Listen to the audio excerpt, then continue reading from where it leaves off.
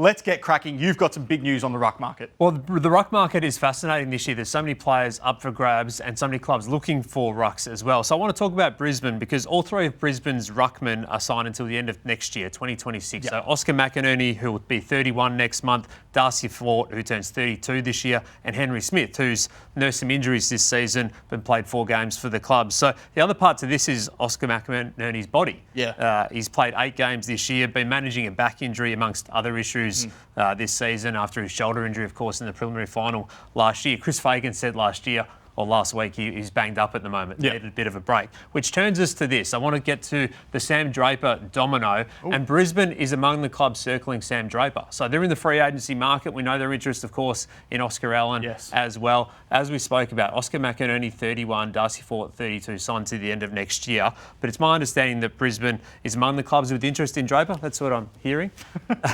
He's unrestricted free agent, of course. This will come as a shock. Adelaide, as we know, has been in this market. And the Bombers have put forward that 4-year offer. But the Premiers, my understanding, have thrown their hat into the ring for Sam Draper. And you can see why, because 4 years younger than at least their best options.